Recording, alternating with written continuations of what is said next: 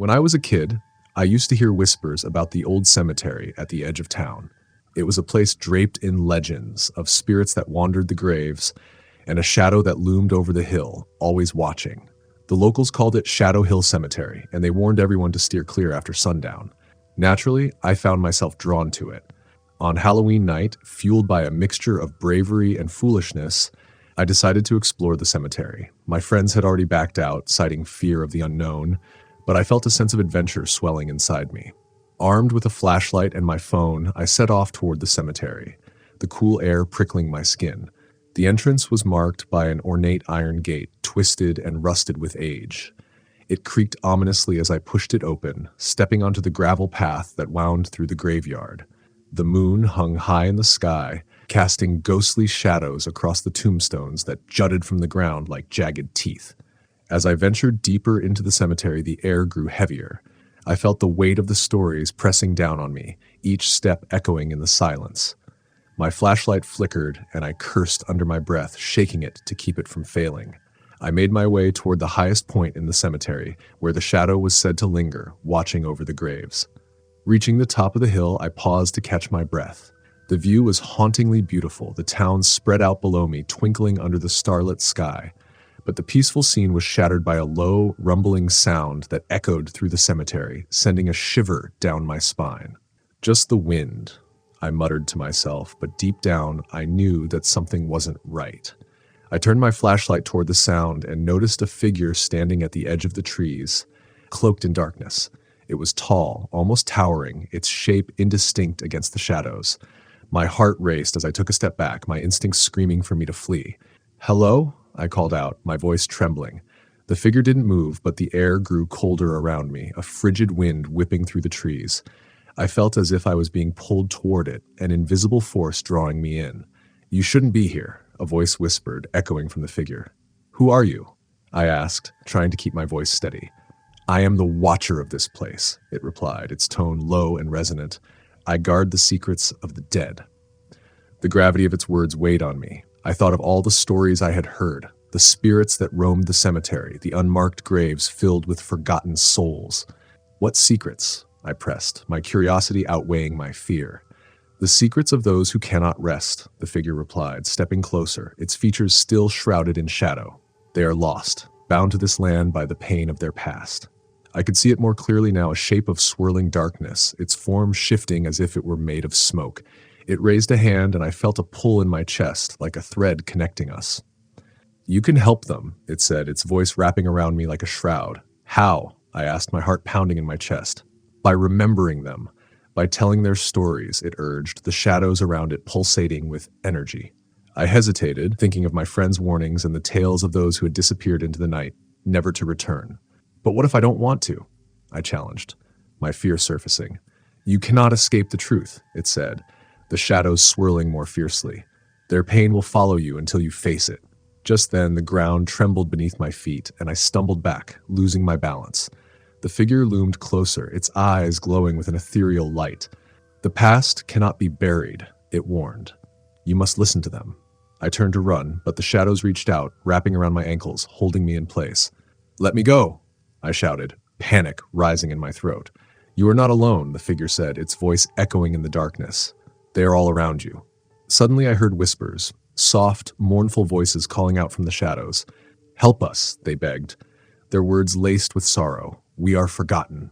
The weight of their despair crashed over me now, and I felt tears prick at the corners of my eyes. "What do you want from me?" I cried, my voice breaking. "Remember us," the figure urged, the shadows swirling around me, growing thicker. "Share our stories, and we will find peace." With a surge of determination, I shouted back, "I promise! I'll remember! I'll tell your stories!" The shadows receded slightly, the pressure lifting just enough for me to break free. I bolted down the hill, my breath coming in ragged gasps. The whispers followed me, fading into the night as I sprinted toward the entrance. As I reached the gate, I glanced back one last time. The figure stood at the top of the hill, its eyes glowing like distant stars. I could still hear the faint echoes of the lost souls, their stories intertwining with my own. From that night on, I became the keeper of those stories. I spoke of the forgotten, sharing their names and their lives with anyone who would listen. I visited the cemetery often, leaving flowers at the unmarked graves and whispering the tales of the souls who had been lost to time. As the months passed, the weight of the past grew lighter. I felt a connection to the cemetery, a bond with the spirits that lingered there. The figure, the watcher of Shadow Hill, had shown me the truth, that every life mattered, every story deserved to be told. And on quiet nights, when the moon shone brightly, I would sit at the top of the hill, listening to the whispers of the past, knowing that I was never truly alone. Story the end. Story number 2. I had always been fascinated by old graveyards. There was something about the stillness and the weight of history that drew me in, like a moth to a flame. So when my friends suggested we explore the infamous Hollow Hill Cemetery, known for its legends of ghostly figures and the eerie tales of the Phantom Watcher, I couldn't resist. It was a crisp autumn night when we set out, the air heavy with the promise of a thrilling adventure. As we entered the cemetery, the full moon illuminated the crooked tombstones, casting long shadows that danced eerily in the wind. My friends and I joked and laughed, trying to dismiss the unease that settled over us like a fog. I switched on my flashlight, the beam cutting through the darkness as we wandered deeper into the graveyard. "Look at this one," my friend Jake called out, and pointing to a particularly elaborate headstone, its surface etched with intricate designs. "I bet this one belongs to someone important. Or someone who died a really tragic death," I added, feeling a thrill run through me. We had all heard the stories, the chilling accounts of a spectral figure that roamed the cemetery at night, watching over the graves. Some said it was the spirit of a grieving widow. Others claimed it was the restless soul of a caretaker who had met a tragic end.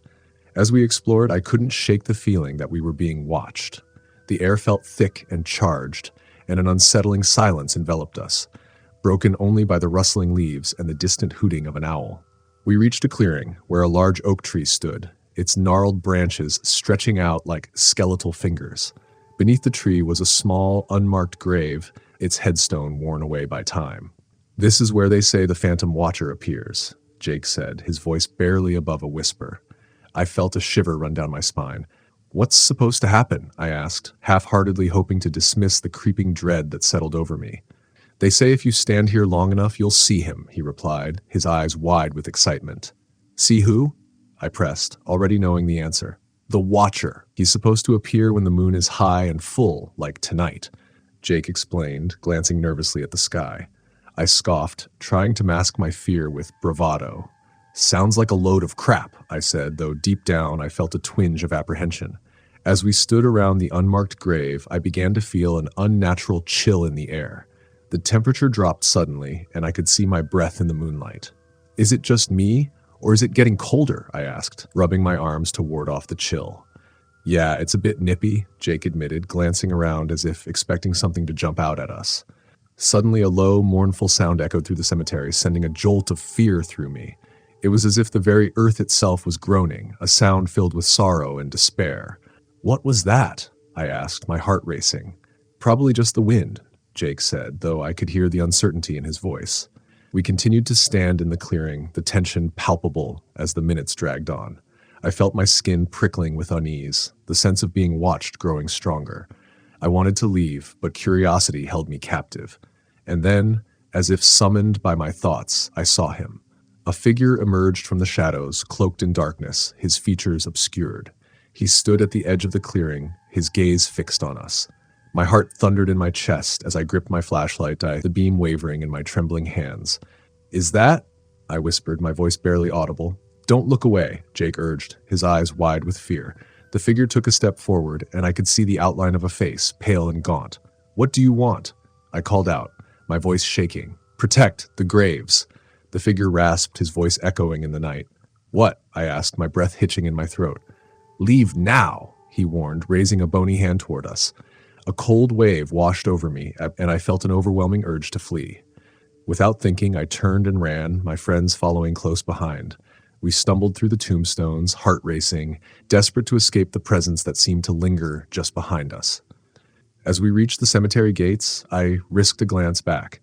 The figure stood there, watching us, his hollow eyes reflecting the moonlight. I felt a mixture of fear and sadness wash over me, as if I could sense the weight of the grief that bound him to this place. "Go!" I shouted, urging my friends onward. We burst through the gates and into the safety of the street beyond, panting and wide-eyed. "What the hell was that?" Jake gasped, his face pale. "I don't know," I replied, trembling, "but I think we should never come back." In the days that followed, I couldn't shake the feeling that something had followed us from that cemetery. I found myself looking over my shoulder, the memory of the phantom watcher haunting my thoughts. The world seemed different somehow, filled with shadows and whispers. Then one evening, as I sat at home trying to forget that terrifying night, I heard a soft knock at my window. My heart dropped as I turned, seeing a figure standing outside, cloaked in darkness. It was him, the Watcher. I could feel his presence even from behind the glass, a heavy sadness that enveloped me. I froze, unable to look away as he raised a hand, beckoning me to come closer. Fear gripped my heart, but a part of me felt drawn to him, compelled by the sorrow that radiated from his being. "What do you want?" I whispered, my voice trembling. "Remember," he said, his voice soft yet filled with urgency. "Protect those who rest here. They need you." With those words, he faded into the shadows, leaving me standing there, heart pounding and mind racing. I realized then that I couldn't escape the duty that had been placed upon me. The stories of the dead, the spirits tied to the graveyard, were not just tales to frighten children. They were a call to action. From that day forward, I became the guardian of Hollow Hill Cemetery. I researched the lives of those buried there, honoring their memories, ensuring they were not forgotten. Each week, I would visit the cemetery, paying my respects and sharing their stories with anyone who would listen. And on quiet nights when the moon was full and the air was thick with the whispers of the past, I could feel the Phantom Watcher watching over me, a silent sentinel guiding me in my new role. The darkness would always linger, but I knew I was not alone. Story, the end. Story number 3.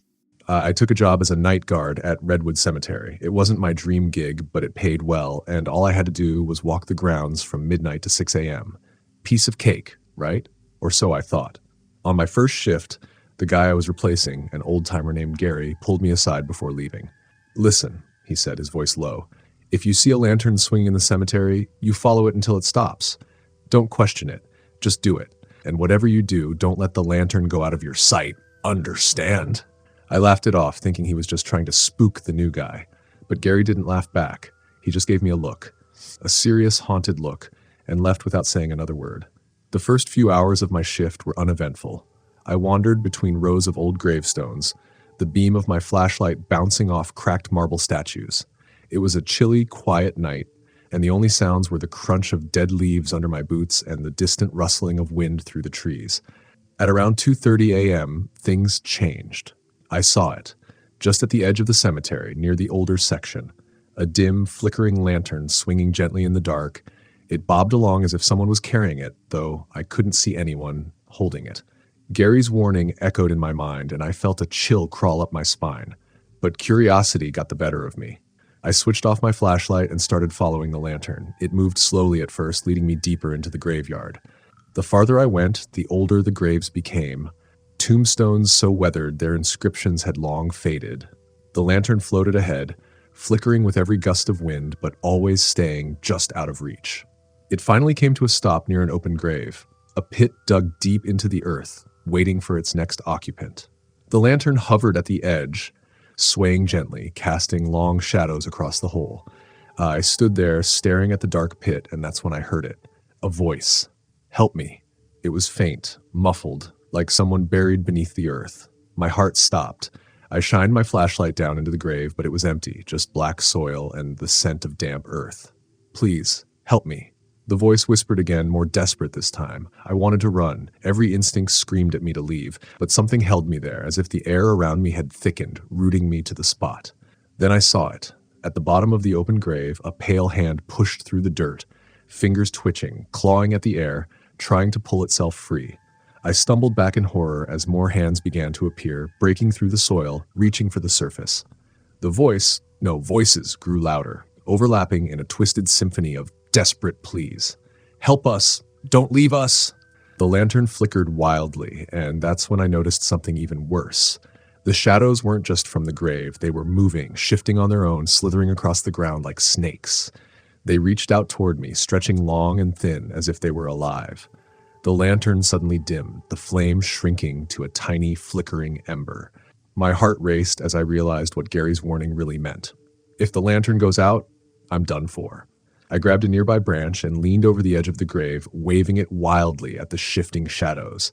The hands below reached higher, dirt falling away from their skeletal arms. The lantern sputtered, its flame barely holding on. Then, just as one of the shadows slithered up to my boot, the lantern flared back to life. A bright orange flame erupted inside the glass, and the shadows recoiled instantly, retreating back into the pit like water draining down a sink. The hands sank back into the earth, vanishing without a trace. The voices faded, swallowed by the night, and all that was left was the soft hum of the lantern swinging gently in the breeze. I didn't wait to see if it would happen again. I ran. When Gary came to relieve me at sunrise, I told him everything. He just gave me that same haunted look and muttered, "You followed it, huh? Smart kid. Not everyone does." He paused, lighting a cigarette with shaky hands. The ones who ignore the lantern, they don't come back. I quit that job the next day, but sometimes late at night, when the wind whistles through the trees, I swear I can still see it. The flickering lantern, swinging gently, waiting for someone else to follow. And now, I know better. If you ever see a lantern in the dark, follow it. It's not there to guide you. It's there to save you. Story the end. Story number 4. I thought it would be easy. Sitting in a guard booth from midnight to 6 a.m., keeping an eye on an old cemetery? What could go wrong? I needed the extra cash, and it seemed like the perfect gig. I mean, it's just some gravestones and statues, right? Wrong. The cemetery was called Blackwood Rest, a place most locals avoided after sunset. They said weird things happened there, things no one could explain. But I'm not the superstitious type. Ghost stories? Urban legends? I've heard them all. Nothing scares me. Or at least, that's what I told myself before I worked the graveyard shift. My first night started like any other late-night job. I arrived at the little guard booth just inside the main gate. There was a single flickering streetlight outside the cemetery, casting a weak glow across the entrance. Inside, the rows of tombstones stretched into the darkness, hidden beneath thick mist that clung to the earth like a second skin. I settled into my chair, sipping stale coffee and scrolling through my phone. The cemetery was dead quiet. No pun intended. Around 1 a.m., I stepped outside for a smoke. That's when I heard it for the first time. It was a thump, like something heavy falling on the ground. I froze, the cigarette halfway to my mouth. I scanned the rows of graves with my flashlight, the beam cutting through the mist.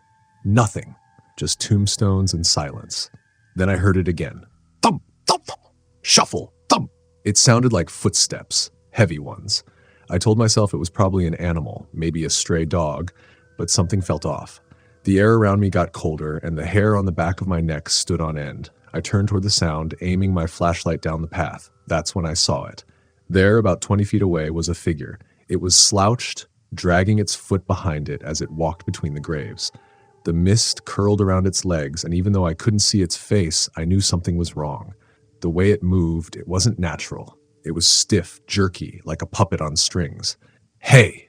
I called out, hoping it was just some drunk who wandered in. No response. "Cemetery's closed. You gotta leave."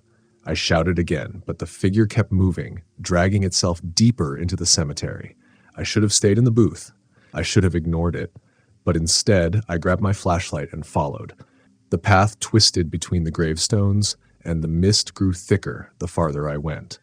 My flashlight started flickering, making it harder to see. And just when I thought I had lost the figure, I saw something ahead. A fresh grave. That didn't make sense. There were no funerals scheduled, and the groundskeeper never dug graves overnight. But there it was, a mound of loose earth with an open coffin resting beside it. And standing next to the grave was the figure. I swallowed hard, shining my flashlight directly on it. That's when I saw it up close, and my stomach dropped. It wasn't a person, at least not anymore. The thing wore tattered burial clothes, stained with dirt and decay. Its skin was gray, sagging off its bones, and its mouth hung open in a twisted, permanent grin. But it was the eyes that got me. They were milky white, lifeless, except they were locked right on me. It raised one hand, the joints cracking as it pointed toward the open grave. And then, in a voice like dry leaves scraping against stone, it whispered, "It's not your time. Yet." I didn't wait. I turned and ran as fast as I could, my boots slipping on the damp grass. The mist clung to me, pulling at my legs like invisible hands, but I kept running. I didn't stop until I reached the guard booth, slamming the door behind me. I locked the door, panting, trying to convince myself I had imagined the whole thing. But when I looked through the window, my heart nearly stopped. The figure was standing at the gate, just outside the booth. Its lifeless eyes stared directly at me, that twisted grin still plastered on its face. I backed away from the window, heart pounding in my chest. Then the lights in the booth flickered, and the radio on the desk crackled to life. At first, it was just static, but then, through the white noise, I heard that same raspy voice. Soon, soon. The radio fell silent, and when I looked back at the gate, the figure was gone. The cemetery was quiet again, like nothing had happened. I spent the rest of the night huddled in the booth, clutching my flashlight like a lifeline. When the sun finally rose, I didn't wait for my shift to end. I grabbed my stuff and bolted, not even bothering to lock the gate behind me. I quit that job the next morning. I told my boss I didn't care about the money. I was done. But here's the thing. I can't escape it. Every night since then, I've been hearing strange noises outside my window. A thump, shuffle, thump, just like the footsteps in the cemetery. And sometimes when I close my eyes, I see it. The figure standing at the foot of my bed, grinning that same awful grin. I don't know what it wants, but I'm afraid I already know the answer. It's just waiting for my time to come.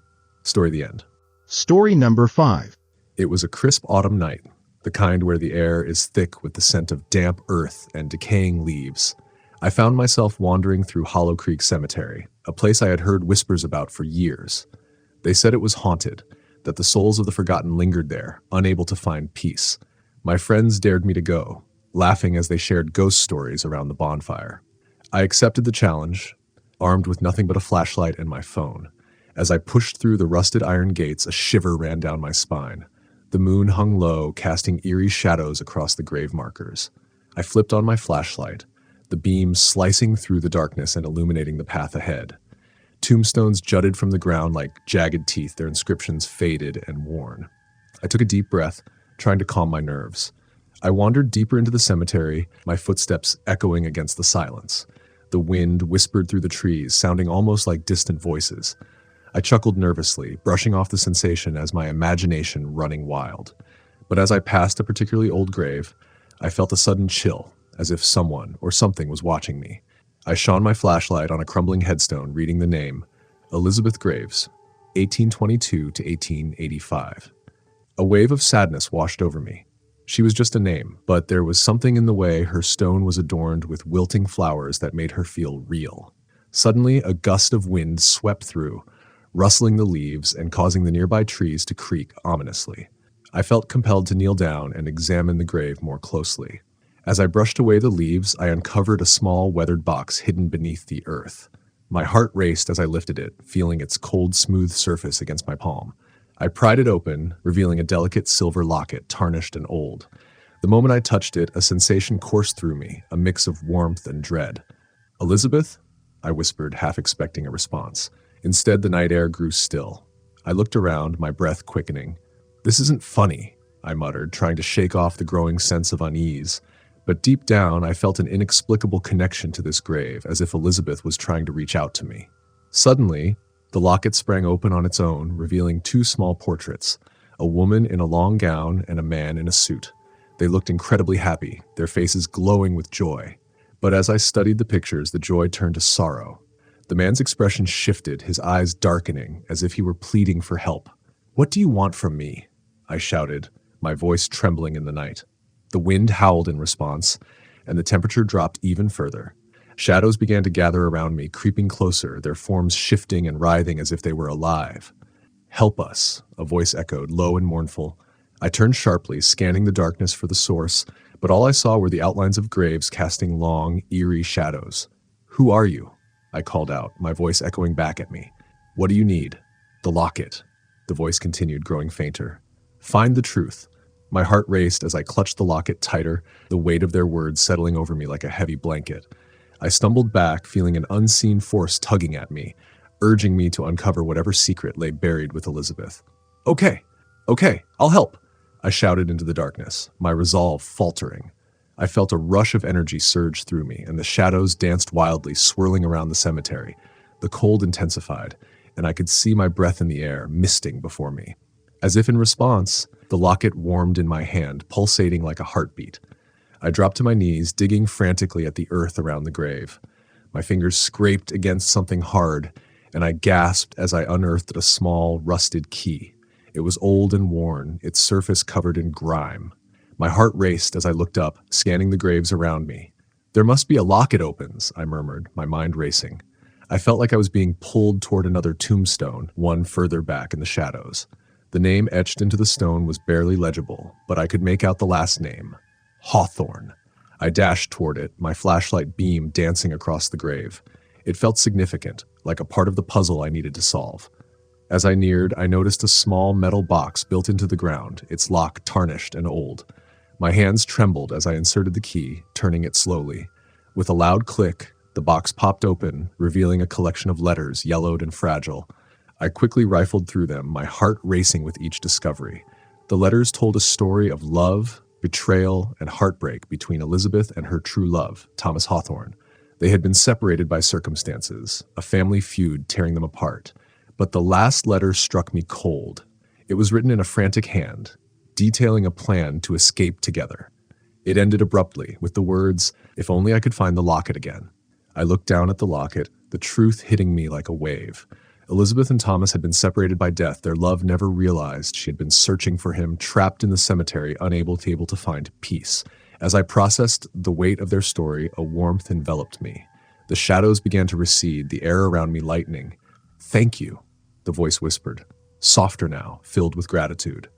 I stood there, heart pounding, feeling the connection fade as if a veil had been lifted. Elizabeth's spirit was free, her story finally told. I looked back at her grave, a sense of calm washing over me. As I turned to leave, the moon shone brighter, illuminating my path out of the cemetery. I felt lighter, as if I had shed a weight I didn't know I was carrying. But as I walked away, I couldn't shake the feeling that I had only glimpsed the tip of the iceberg. The cemetery held countless stories, countless souls waiting to be remembered. And as I reached the gate, I realized I had just become part of their tale. Story the end. Story number 6. I used to work as a gravedigger. It wasn't glamorous, but it was quiet, and I liked being left alone.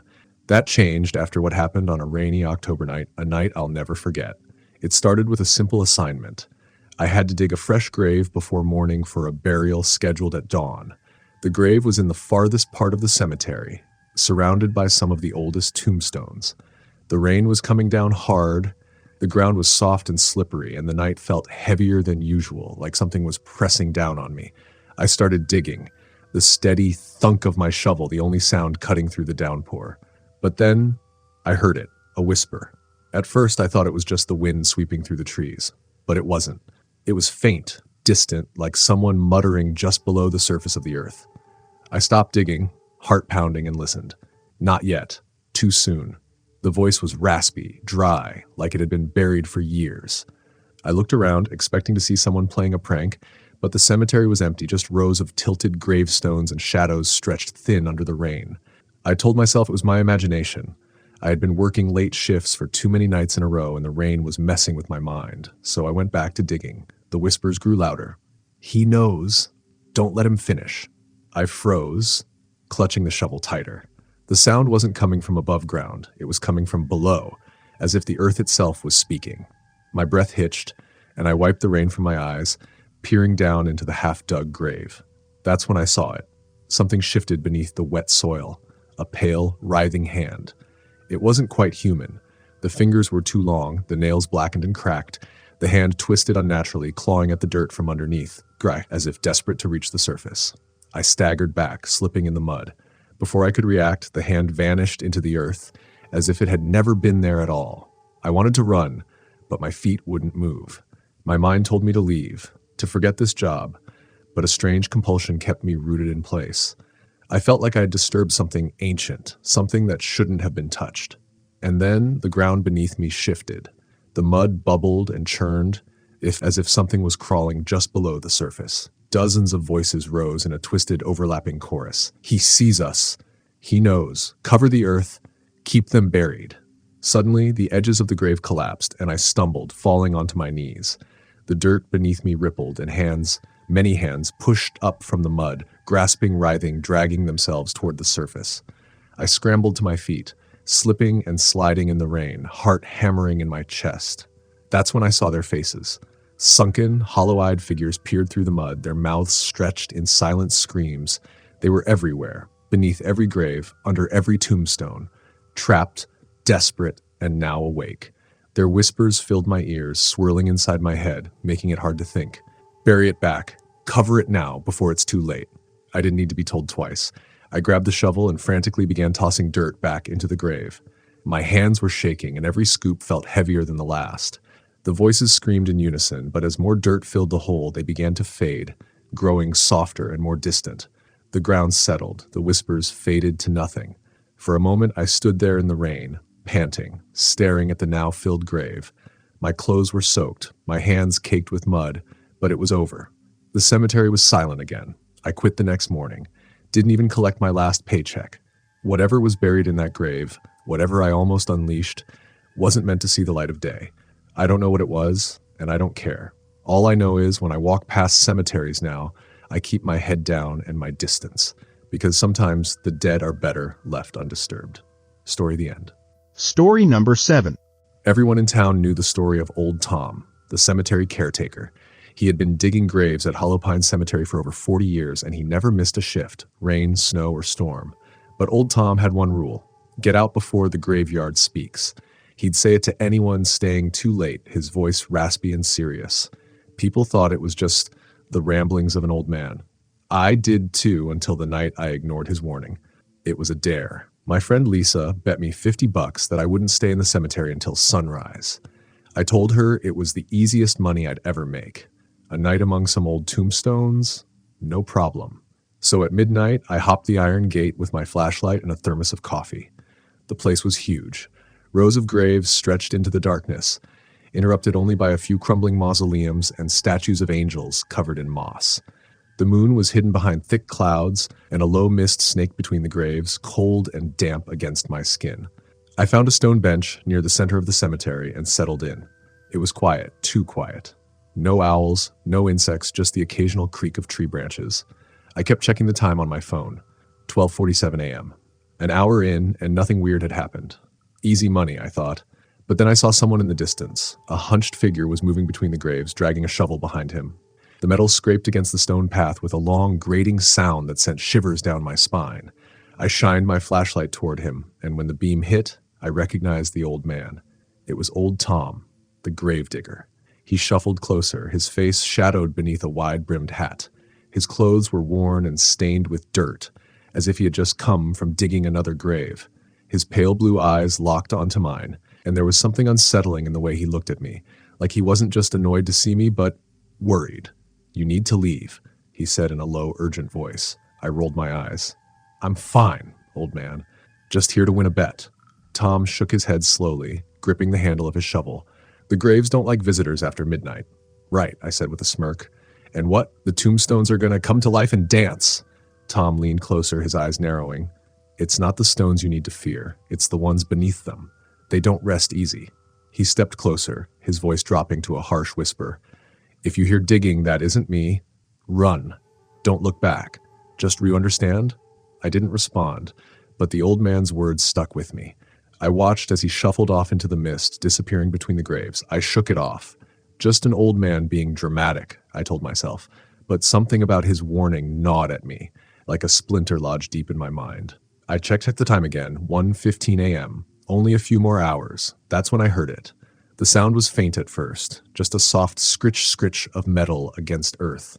It came from somewhere deep in the cemetery. I told myself it was Old Tom, but the sound was all wrong. It wasn't coming from just one spot. It was coming from everywhere. All around me, beneath the mist, I could hear it. Scritch, scrape, scrape. It sounded like digging. A chill crawled down my spine. I stood up from the bench, shining my flashlight toward the nearest graves. The fog seemed thicker now, swirling at my feet like it was alive. And then I saw it. The earth beneath one of the graves was moving, shifting, as if something was pushing its way up from below. A lump of dirt swelled and a pale skeletal hand broke through the soil, its fingers twitching and clawing at the night air. I stumbled back, heart hammering in my chest. More graves began to stir, the ground heaving as dozens of hands emerged, all pale and withered, fingers bent at impossible angles. I turned and ran. The digging noises grew louder, closer, as if the dead were clawing their way to the surface just behind me. The fog twisted around my ankles, trying to trip me, and I could hear the rasp of breathless voices whispering from the ground. Stay! Stay with us! I sprinted toward the gate, heart pounding so hard it hurt. I could feel them behind me, hands reaching, dragging themselves out of the dirt, chasing me through the mist. The whispers grew louder, overlapping, desperate. Stay! Don't leave! Join us! I reached the gate and threw myself against it, shoving it open with trembling hands. The second I crossed the threshold, the sound stopped. I looked back, panting, my heart thundering in my ears. The cemetery was silent again. The graves were still, the mist hanging low and undisturbed. There was no sign of the figures I had seen, no skeletal hands, no shifting earth, just rows of quiet tombstones. And standing in the distance, just barely visible through the fog, was old Tom. He gave me a slow nod as if to say, I warned you. Then, without another word, he turned and disappeared into the mist. I left that place and never went back. I never even collected the $50 from Lisa. It wasn't worth it. Sometimes late at night, when the wind is just right, I swear I can still hear it. The faint scritch of shovels in the dirt and the whispering voices calling for me to return. Because once you visit Hollow Pines after midnight, the dead never forget. Story the end. Story number 8. I'd always been a skeptic, dismissing ghost stories as mere folklore. That was until I stumbled upon Oak Hollow Cemetery. It was a small, forgotten graveyard nestled on the outskirts of town, shrouded in legend and rumors of restless spirits. Despite my disbelief, curiosity tugged at me, and one chilly November evening, I found myself standing at the iron gates, ready to put those stories to rest. The moment I stepped inside, a cold breeze swept through the cemetery, sending a shiver down my spine. The moon hung low, casting an eerie glow over the crooked tombstones that jutted from the earth like broken teeth. I clicked on my flashlight, the beam cutting through the darkness, illuminating the worn inscriptions of names long forgotten. As I wandered deeper into the cemetery, I felt an unsettling sensation creeping up my spine. I brushed it off as nerves, but the feeling persisted. The trees loomed overhead, their branches reaching out like skeletal fingers. I made my way to the center of the graveyard, where a large oak tree stood sentinel, its roots twisted and gnarled. That's when I noticed a figure at the edge of the clearing, barely illuminated by the moonlight. My heart raced as I squinted, trying to make sense of what I was seeing. It was a tall, shadowy figure, shrouded in darkness, standing perfectly still. I felt a mixture of fear and intrigue. "Hello," I called out, my voice shaky. "Is anyone there?" The figure didn't move. My instincts screamed at me to turn back, but I was paralyzed with a mix of fear and curiosity. I took a step forward, and as I did, the figure turned its head, revealing a face obscured by shadows. I felt my breath catch in my throat. "Leave," a raspy voice echoed from the darkness. "Who are you?" I stammered, the flashlight trembling in my grip. "Leave, this place is not for you," it repeated, its tone filled with urgency. Panic surged through me, and I turned to run, but before I could take a step, the shadows shifted, blocking my path. The air grew thick, charged with a heavy energy that made it hard to breathe. I felt the ground tremble beneath me, as if the earth itself was warning me to turn back. I managed to gather my wits and shouted, "I'm not afraid of you." But deep down I was terrified, my heart racing in my chest like a wild animal. "Fear will not protect you," the figure rasped, its voice echoing through the graveyard. In a fit of desperation, I raised my flashlight, its beam cutting through the darkness. For a brief moment, the figure was illuminated, revealing a gaunt face, hollow eyes that seemed to bore into my soul, and a mouth twisted into a ghastly grin. I stumbled back, horrified, as it reached out toward me with skeletal fingers. "You should not have come here," it warned, its voice rising to a chilling crescendo. With no time to think, I turned and bolted down the path I had come. The sound of my pounding heart drowned out everything else, the shadows seeming to close in around me. I could hear whispers in the wind, a chorus of voices urging me to leave. Leave. Leave. I raced past the tombstones, desperately searching for the exit. The darkness was alive, the shadows swirling around me like a tempest. The gate loomed ahead, but it felt like an eternity away. I could hear the figure behind me, its breath echoing in the night, urging me to turn back. "Do not run from the truth," it hissed. Just as I reached the gate, the temperature dropped dramatically. I grabbed the wrought iron bars, shoving them with all my strength. But they wouldn't budge. Panic seized me. I felt the shadows creeping closer, their coldness wrapping around me like a vice. In that moment of sheer terror, I remembered the stories I had heard. They spoke of a curse that bound the restless souls of the cemetery, drawing in those who dared to trespass. It was said that if you encountered the Watcher in the dark, you had to confront your fears or become part of its collection of lost souls. Gathering every ounce of courage, I turned to face the figure that stood just beyond the light of my flashlight. "What do you want from me?" I shouted, my voice trembling. "Only to show you," it replied, its voice softening, "the darkness you carry within." I felt a rush of emotions flood through me, regret, fear, and sadness. The shadows around me seemed to pulse, and I realized the truth of its words. I had spent so much of my life running from my fears, my failures. I had pushed people away, afraid of being hurt, and in doing so, I had created my own darkness. "Why are you showing me this?" I whispered, my heart aching. "To confront your shadows," it replied, stepping closer. "Face them, and you will find your way out." Taking a deep breath, I forced myself to step forward, the shadows swirling around me as I faced the figure. "I'm not afraid," I declared, though doubt gnawed at my resolve. The figure tilted its head, and in that moment, the darkness began to recede, the oppressive weight lifting. "Then you may leave," it said, its voice resonating with a mix of sorrow and relief. I felt the gate shudder as it opened, and I took a tentative step through. The moonlight flooded my vision, illuminating the path back to the world of the living. As I turned to look back, the figure stood there, its form slowly fading into the night. "Remember, the shadows will always linger," it said softly, "but you have the power to choose the light." With a heavy heart, I stepped out of the cemetery, the cold air washing over me like a cleansing wave. I had faced my fears, and in doing so, I had reclaimed a part of myself. As I walked away from Oak Hollow Cemetery, I glanced back one last time. The darkness may have been a part of me, but I knew I could choose to step into the light, and as the gate creaked shut behind me, I felt a sense of peace wash over me, knowing I had escaped the Watcher in the dark. Story the end. Story number 9. I never intended to spend the night in Waverly Cemetery. It was a cool October evening, and the air was thick with the scent of damp earth and falling leaves.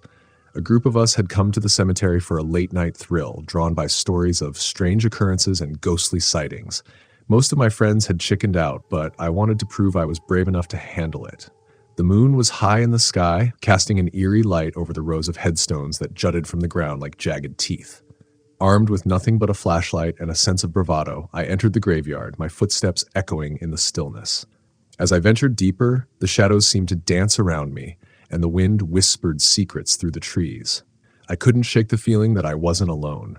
My flashlight flickered, casting long shadows that stretched ominously against the stones. I pressed on, determined to find something worthy of the tales I'd heard. It wasn't long before I stumbled upon a crumbling mausoleum at the edge of the cemetery, partially hidden by overgrown vines. The stone was weathered and cracked, and a strange aura surrounded it. I felt drawn to it, as if it were calling my name. "Just a little peek," I told myself, stepping closer. As I approached, I noticed a heavy iron door, slightly ajar. It creaked eerily as I pushed it open, revealing a dark interior that seemed to swallow the light. Inside, the air was thick with dust, and the smell of mildew clung to the stone walls. I raised my flashlight, illuminating rows of ornate coffins, each one decorated with intricate carvings and faded inscriptions. My heart raced with both fear and curiosity. "Anyone here?" I called out, my voice echoing ominously. No response, just silence. I stepped further in, my footsteps muffled by the thick layer of dust. As I reached the end of the mausoleum, I found a small alcove with a coffin that looked different from the others. It was newer, almost pristine compared to its surroundings. The nameplate read, Jeremiah Hale, 1923 to 1995. I felt a chill run down my spine. Jeremiah Hale had been the cemetery's gravekeeper, a man who was said to have a strange connection with the dead. Rumor had it he was involved in rituals to keep restless spirits at bay, but no one knew for sure. My curiosity piqued. Suddenly, I heard a soft rustling behind me. I spun around, aiming my flashlight at the entrance. A figure stood in the doorway, cloaked in shadows, their features obscured. My heart raced, and I took a cautious step back. "Who's there?" I shouted, trying to sound braver than I felt. The figure stepped into the light, revealing an elderly man with deep-set eyes and a weathered face. "You shouldn't be here," he warned, his voice raspy and low. "Why not? What's wrong with this place?" I challenged, trying to mask my fear. "This mausoleum holds secrets best left undisturbed," he replied, his gaze piercing. Jeremiah was a keeper of things that should not be. Keeper of what? I asked, my curiosity getting the better of me. The old man hesitated, glancing around as if he feared being overheard. He dealt with dark forces. He made pacts to keep the cemetery safe, but it came at a price. Price? What kind of price? Souls, he whispered, his voice trembling. He would summon the spirits of the dead to keep the living away, trapping them in this very place. A cold shiver ran through me. The stories I'd heard were true. And what happened to him? I asked, feeling a knot form in my stomach. He became one with the spirits he trapped. The night he died, he was taken by the very forces he tried to control. His spirit lingers here, bound to this place. Before I could process his words, the air grew heavy and I felt an oppressive weight settle around me. The flashlight flickered again, casting unsettling shadows that seemed to close in on me. What's happening? I gasped, feeling panic rise. The spirits are restless, the old man said, his expression grave. You must leave before they come for you. I turned to run, but the shadows seemed to reach for me, wrapping around my ankles, pulling me back. No, let me go, I screamed, struggling against the unseen force. Don't fight it, the old man shouted, his voice barely audible over the chaos. You must confront the darkness. Just then, the mausoleum trembled, and the spirit of Jeremiah Hale appeared before me, translucent and twisted with anguish. You've come to uncover my secret, he said, his voice echoing with a haunting resonance. Please, I just wanted to know, I pleaded, my fear turning into desperation. Knowledge comes with a price, he replied, reaching out with bony fingers. You can leave, but you must take my place. I felt a surge of terror. No, I don't want that, I cried, backing away. The old man stepped between us, his expression fierce. You can break the bond, but you must be willing to face the truth. What truth? I shouted, feeling the shadows pulling me closer. The truth that the dead do not want to be forgotten, he replied, his voice steady. You must help them find peace. With no other choice, I closed my eyes and took a deep breath. I want to help, I shouted, my voice echoing in the darkness. I want to free them. In that moment, the shadows released their grip, and the mausoleum erupted with blinding light. I opened my eyes to see the spirits swirling around me, their faces a mix of anguish and hope. Free us, they cried in unison. I reached for Jeremiah, the light enveloping us both. What do I need to do? I shouted over the chaos. Uncover the truth. Remember us, he urged, his form flickering like a candle in the wind. Suddenly, memories flooded my mind. Faces of the dead, their stories intertwined with the land. I saw them as they were in life, laughing, living, loving. I felt their pain, their fear of being forgotten. I won't forget you, I vowed, feeling the weight of their memories surge within me. I promise to tell your stories. With that, the light exploded outward, consuming the darkness. I felt a rush of energy as the spirits were released, their anguished cries transforming into whispers of gratitude. When the light faded, I found myself outside the mausoleum, gasping for breath. The old man stood beside me, a look of relief on his face. You did it, he said, nodding slowly. You freed them. I looked back at the mausoleum, the oppressive air now lifted.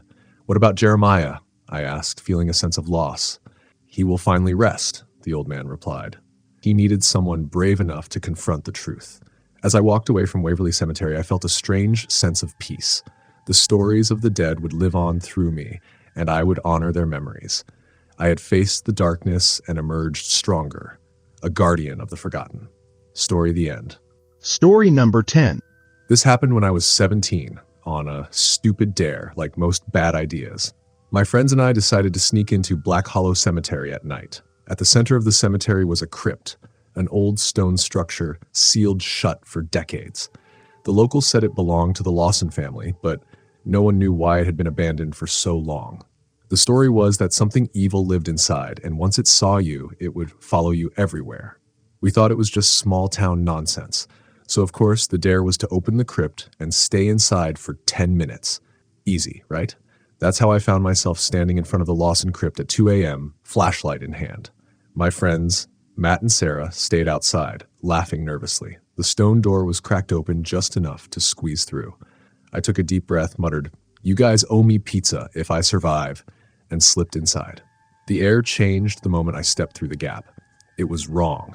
Thick, cold, and heavy, like the air in a room no one's been in for years. My flashlight flickered as I moved deeper inside.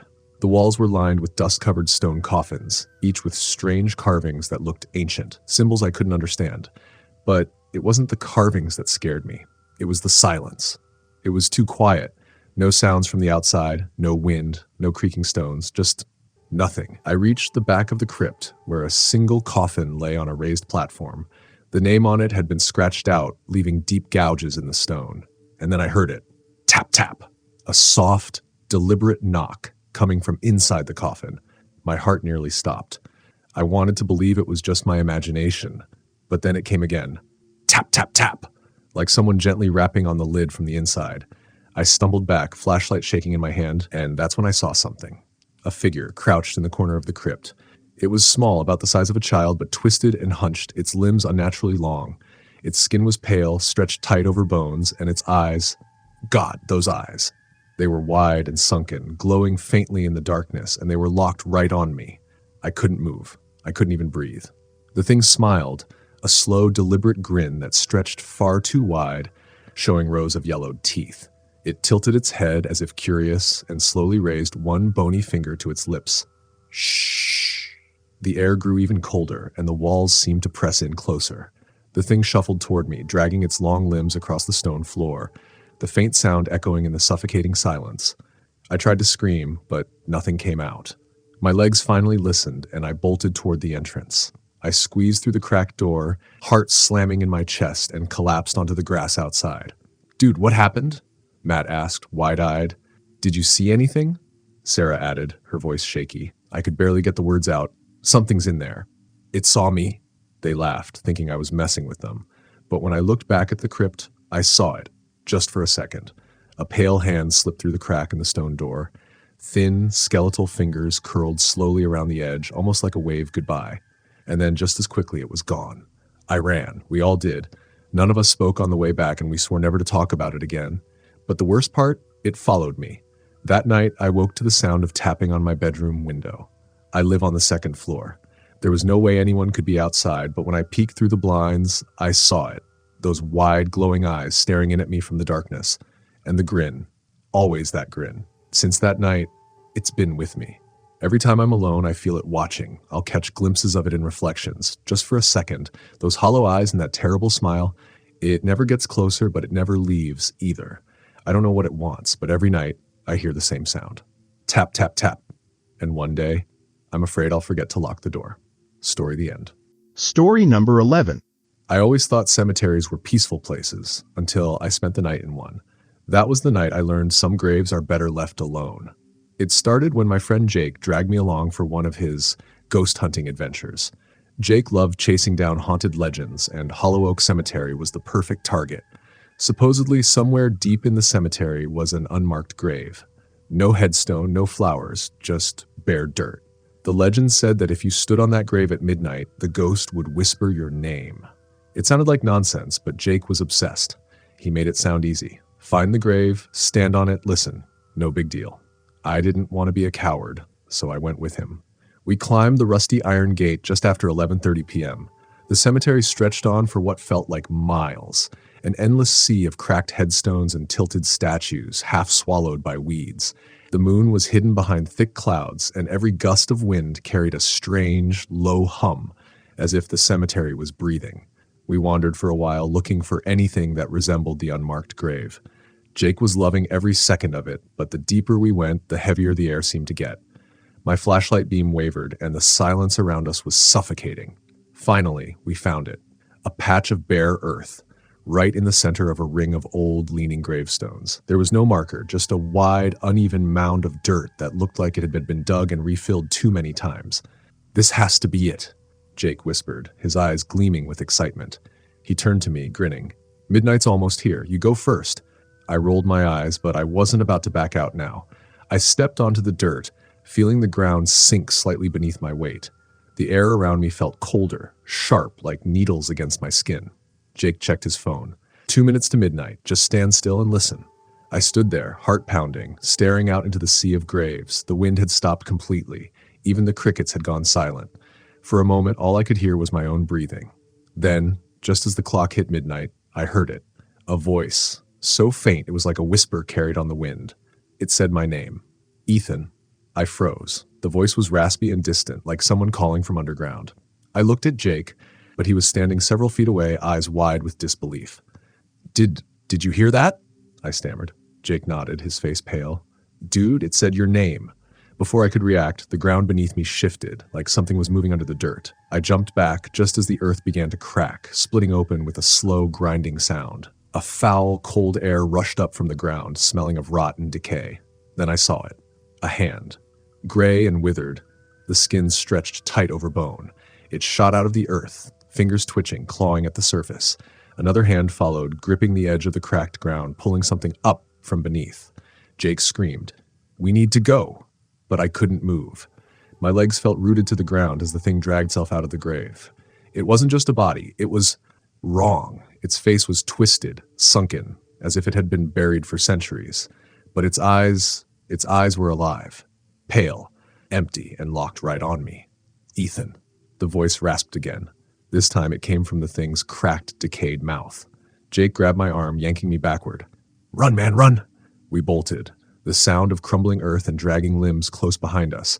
I didn't dare look back, but I could hear it. Shuffle, scrape, shuffle, following us through the maze of graves. The cemetery felt endless, but finally, the iron gate came into view. We stumbled through it, slamming the gate shut behind us. I collapsed onto the cold pavement, gasping for air, my heart ready to burst from my chest. For a moment, everything was silent again. Just the night, the wind, and the distant hum of the trees. Then, from beyond the gate, we heard it. Ethan. The voice was clearer now, closer. I looked back at the cemetery, and through the gaps in the rusted gate, I saw it. The figure stood just beyond the fence, its pale eyes gleaming in the darkness. It didn't move, but I knew it was waiting, watching. And I knew one thing for sure. It wasn't done with me. Jake refused to talk about what happened that night. We never went back to Hollow Oak Cemetery. But the thing is, I've been hearing that voice ever since. At first, it was only in my dreams. But lately, I hear it everywhere, when I'm alone in my room, when I walk home late at night, and each time, it sounds closer. I don't know what that thing was, or what it wants. But one day, I'm afraid it's going to find me, and when it does, I don't think I'll be able to run. Story the end. Story number 12. I never believed in ghosts until the night I got trapped in Ravenwood Cemetery. I wish I could say it was just a bad dream, but I'm writing this now because I'm terrified it will happen again if I don't tell someone. It started as a dare. My friend Mark thought it'd be funny to challenge me to spend an hour in the cemetery at night. "You're all talk," he said, grinning, "unless you're scared." I wasn't. Or at least I told myself I wasn't. With a flashlight in one hand and my phone in the other, I climbed over the rusty gate. The cemetery was old, really old. The tombstones were cracked, and ivy curled around names that had long been forgotten. The moonlight was thin, casting jagged shadows across the graves. A cold wind whispered through the branches of ancient oak trees, and even though I was alone, I felt watched. The air smelled of damp earth and rot, and the silence, it was too heavy, too unnatural. Not even the crickets chirped. I set a timer for 1 hour and kept walking along the narrow gravel path. Every crunch of my footsteps sounded loud, too loud, like someone was following me, just out of sight. I tried shaking it off, telling myself it was nothing, just nerves. Then I heard it, a whisper. It was faint at first, like a breeze slipping between the gravestones, but it grew louder, words twisting into something that sounded like my name. Jake. I froze. The flashlight flickered and my stomach sank. There was no way someone else could know I was here. Mark promised he wouldn't follow me. He was too chicken himself. "Hello?" I called, my voice cracking more than I wanted it to. The wind carried my words, but no answer came. Just silence. I turned around, scanning the rows of tombstones. Nothing, just shadows. And then a sound. A low scraping noise, like stone grinding against stone. I spun around and saw it. One of the old mausoleum doors, slightly ajar. I swear it hadn't been open when I passed it earlier. Against every shred of common sense, I stepped closer. I didn't want to go in, but my feet moved on their own. The flashlight beam wavered as I reached the door. The air around it was colder than the rest of the cemetery, biting into my skin. I should have turned back. I knew that even then. But instead, I placed my hand on the door and pushed it open. It groaned on ancient hinges, and the smell of dust and decay hit me like a punch. My flashlight beam cut through the dark, revealing narrow stairs leading down into the crypt. That's when I heard the whisper again, only now it was clearer, more urgent. "Come down, Jake." My heart hammered against my ribs, and my breath came in short bursts, but something drew me closer. I knew. I shouldn't go down those steps. but my body moved as if I were being pulled, like invisible hands were guiding me into the blackness. The stairs seemed endless, spiraling deeper than they should have. And with every step I took, the whispering grew louder, overlapping voices now, all speaking in that same strange, hollow tone. Jake, stay. Don't leave us. Join us. The flashlight flickered again, and then it died. Just like that, leaving me in pitch darkness. I cursed, fumbling with my phone, but it was no use. The screen refused to turn on. The only thing left was the whispers surrounding me, closing in. And then I felt it. Cold fingers brushing against my arm. I screamed and bolted up the stairs, taking them 2 at a time. My legs burned, my lungs felt like they would burst, but I didn't care. I just needed to get out. Now. The whispers were behind me, chasing me, begging me to stay. I could feel them, fingers reaching, clawing, desperate. I stumbled at the top of the stairs, slamming into the mausoleum door. It wouldn't budge. The whispers were louder now, a chorus of broken voices surrounding me. Stay with us, Jake. You belong here. I threw my weight against the door, and finally it gave way with a loud crack. I burst out into the cemetery, gasping for air. The whispers stopped, just like that.